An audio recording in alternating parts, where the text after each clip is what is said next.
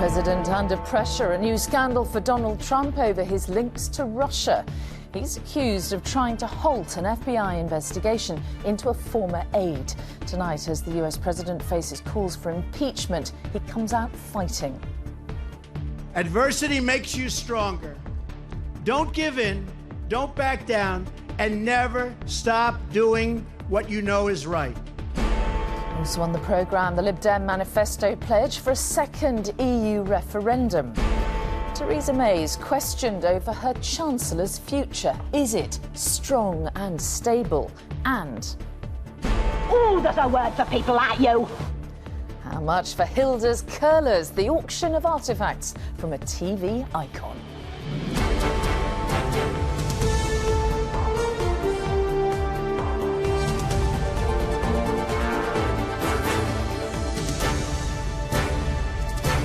This is the ITV Evening News with Mary Nightingale. Good evening. The pressure on him may be mounting, but Donald Trump came out fighting tonight.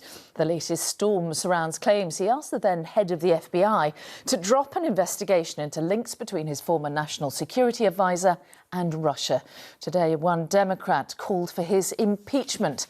But in a speech to Coast Guard students, the president was defiant. Don't give in, he said. Don't back down. Our Washington correspondent Robert Moore has the latest.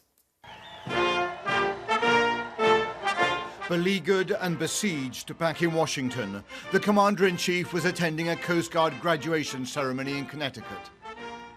President Trump making clear to the sailors and to his critics everywhere that he's not only aggrieved, but that he will, in his words, never back down or give in.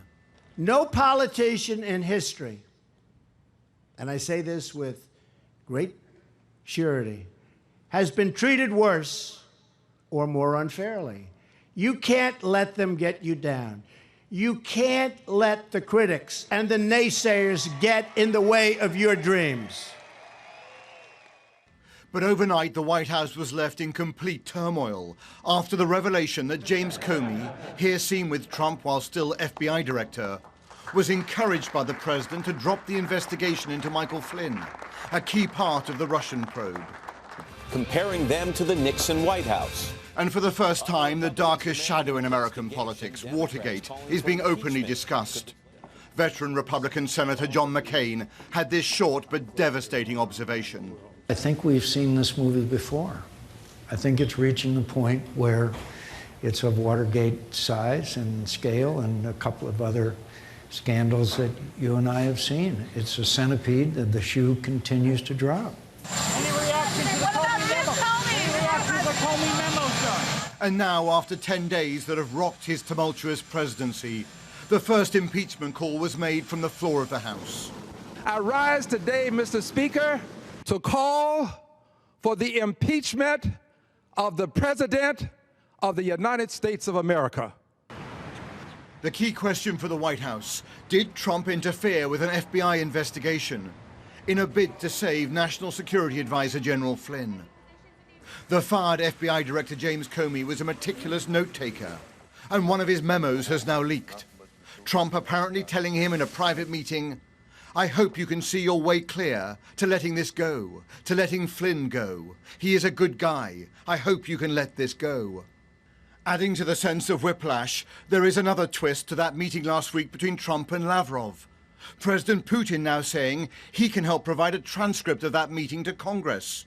A mischievous intervention suggesting the security of the Oval Office may have been compromised. Do you think the Russians were bugging the Oval Office? I would have no way to know that. Trump's presidency is not in imminent danger, but he is now in treacherous waters, with the White House all but paralyzed by events.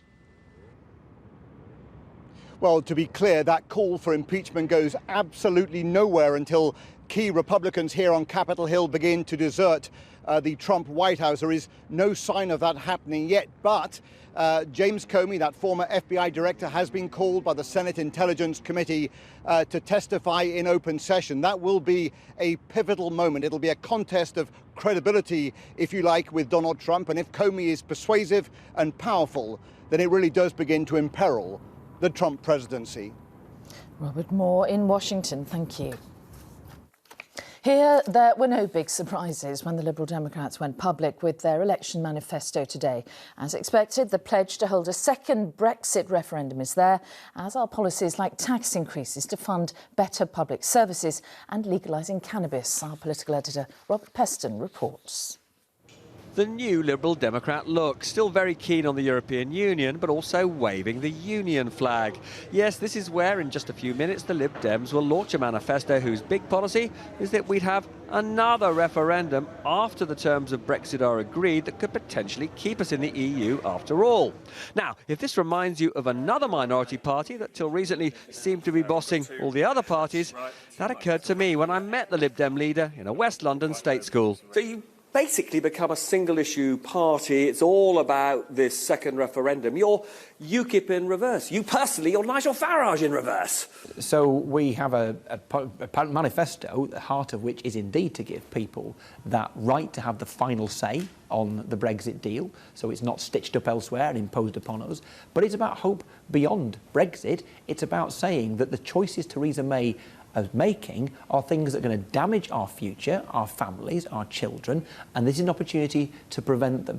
In the manifesto, other eye-catching measures include lifting all income tax rates by a penny in the pound to raise £6.3 billion a year to provide more money for the NHS and social care for the elderly. And unlike Labour, the Lib Dems would end the government's benefit freeze at a cost of £3.3 billion a year. The Lib Dems would also raise £1 billion from a new duty on cannabis, which they would legalise.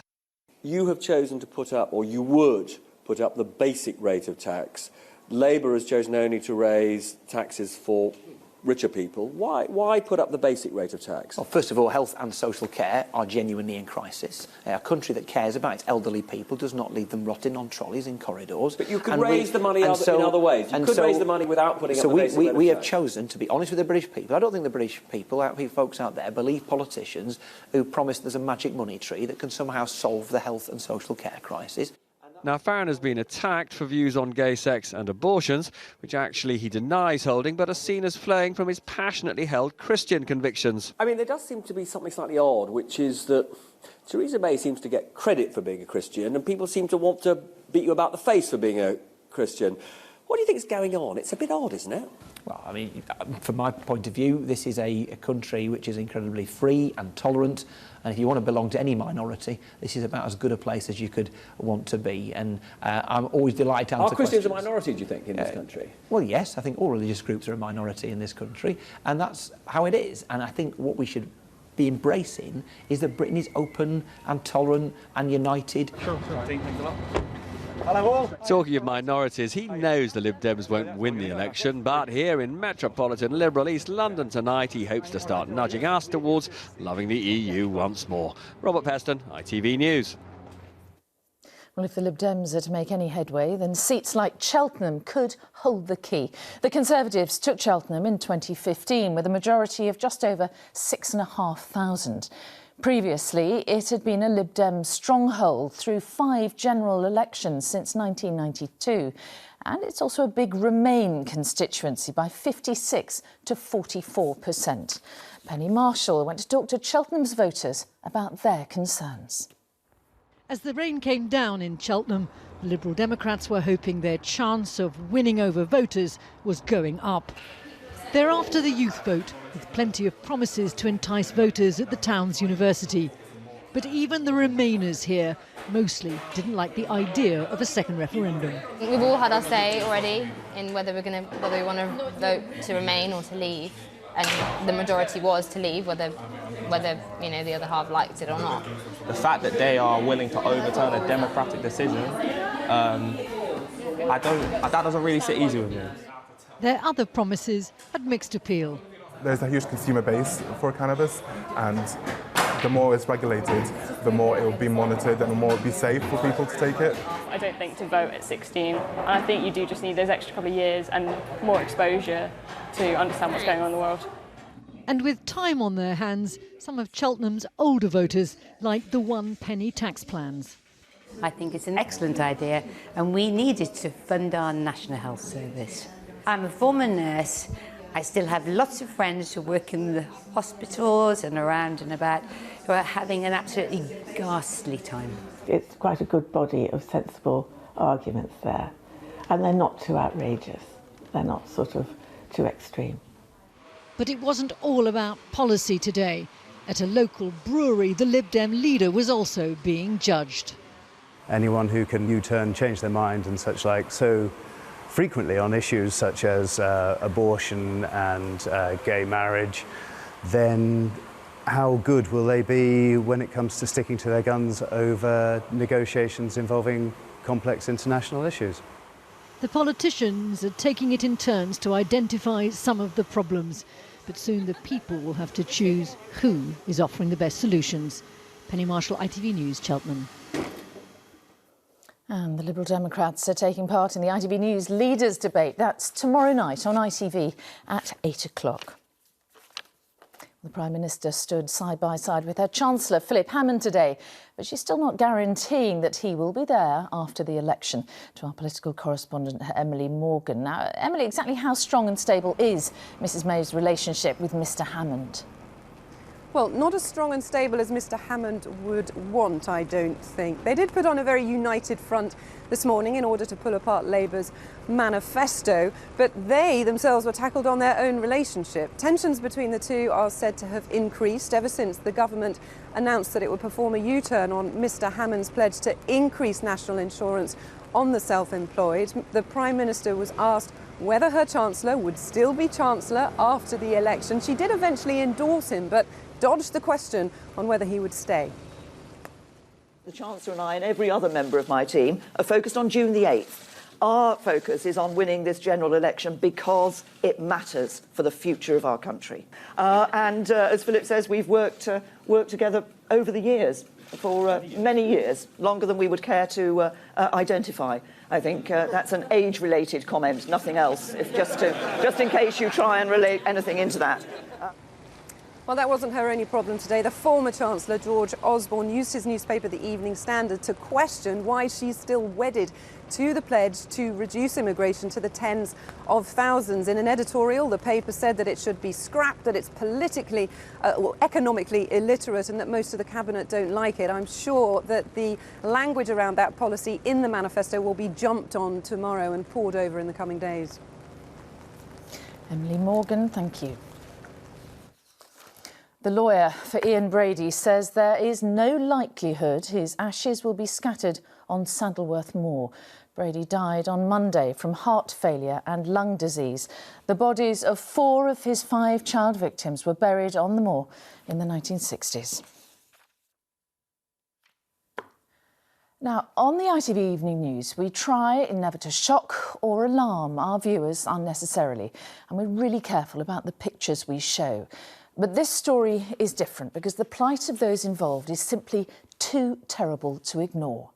In Britain, there's an ongoing effort endorsed by our young royals to protect and respect those with mental health issues. It's a world away from the island of Bali, where, hidden away from the holiday beaches, we found the mentally ill shackled and in chains. And this report from our correspondent Debbie Edward is distressing to watch. Its reputation is that of a paradise island, but away from Bali's popular tourist resorts, we came to explore Indonesia's hidden shame.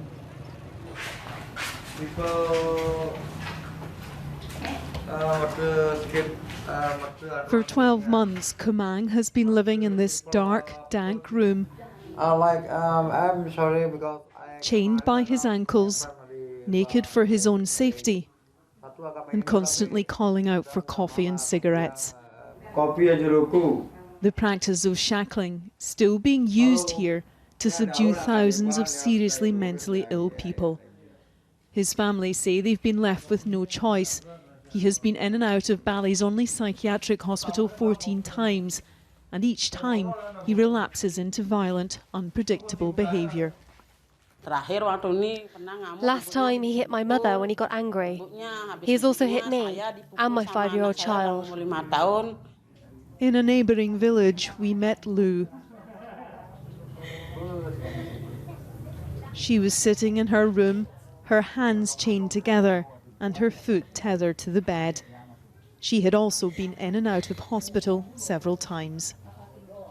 There's a widespread belief in Indonesia that mental illness is caused by evil spirits. Traditional healers are often used before or instead of medical treatment. With support services centred around the capital Jakarta, there are few alternatives for families in remote parts like Bali. One regional council has come up with a solution. Yasa is watching his new cell being built in the garden. He has been in chains for much of the past decade due to his tendency to lash out. Soon he will be out of shackles and locked in this room instead. It will be better if he stays in the room and doesn't go anywhere than put him in chains. Sukrani was the only patient we saw physically interacting with her family. There were signs of clear affection between her and her sister, and signs of the erratic behaviour which has led them to lock her up. Hospital, chains or these rooms are Indonesia's current approach to mental health. A lack of awareness, understanding and basic resources are holding back vital progress. Debbie Edward, ITV News, Bali. Well, the Indonesian government didn't respond to our request for a statement, but we did learn that it has started an anti-shackling campaign. And you can see Debbie Edwards' shocking report in full on assignment. And that's here on ITV at 5 to 11 tonight. Well, still to come in the ITV Evening News, remembering the fallen in the line of duty, the campaign for a new National Police Memorial. That story and much more after the break. Join me then.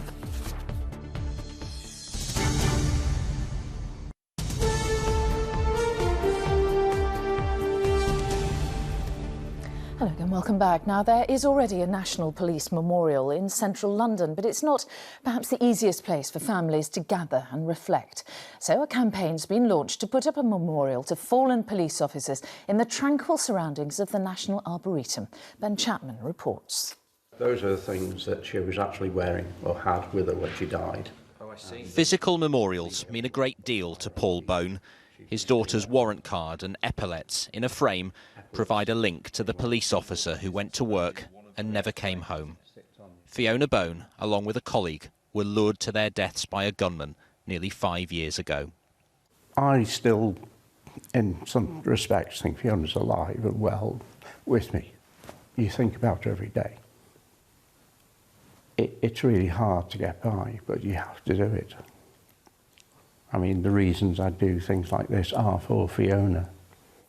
Today, that is supporting the campaign for a new national monument to be inscribed with the names of the 1,400 officers who've lost their lives policing our streets, to be erected at the National Memorial Arboretum in Staffordshire.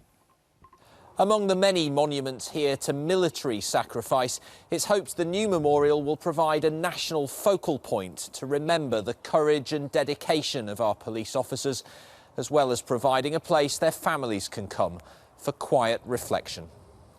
Paul believes it will be a reminder of the risks officers take every day. Fiona and Nicola went to a breaking window. They weren't expecting to be shot. Keith Palmer, he wasn't expecting to be knifed that day when he went to work. It just happens, and it's a random, and you need a memorial to these people that give their life for others. Donations are now being sought for what would also be a symbol of gratitude for more than 2 centuries of sacrifice. Ben Chapman, ITV News, Staffordshire. In other news, 4 men have been arrested in East London over allegations of a UK-linked terrorist plot. The arrests were part of an ongoing investigation by the Metropolitan Police Counter-Terrorism Command and MI5. And Lloyds Banking Group has fully returned to private hands nearly 9 years after the government bailed it out. Lloyds said the taxpayer had made a profit of nearly £900 million. And finally, you could say they're just props and costumes, but to fans of Coronation Street, they symbolise the heart and the fighting spirit of Hilda Ogden's personality. Curlers, headscarf and pinny, the badges of office for the street's resident busybody, went under the auctioneer's hammer today. And as Damon Green reports, they fetched a good price. £1,000 is bid. If she'd been there to see it herself, she would have been astonished. A bidding war in the thousands. 1,400, 1,500. For possession of her pinny and her rollers. I've got something to say to you. What was that, love? What was you doing all night with my stamp? You better ask Stan that. Oh, there's a word for people like you. 2006, 2007.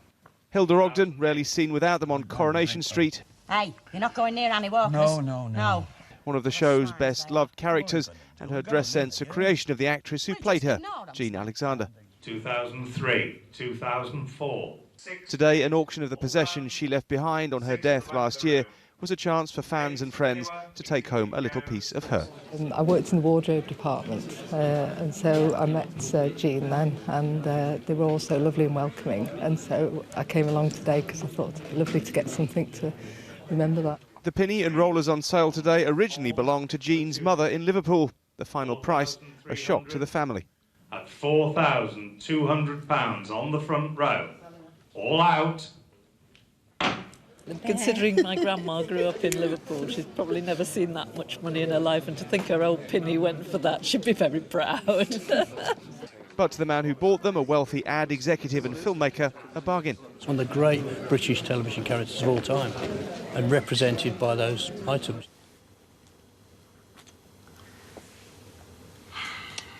What's that lipstick taste of? Woman, Stanley. Woman. She may once have belonged to Stan, now she belongs to us all. Damon Green, ITV News in Southport. Memories of brilliant Jean Alexander. That's all for now. Tom Bradley's here with news at 10, but from me and all the team, have a great evening. Bye-bye.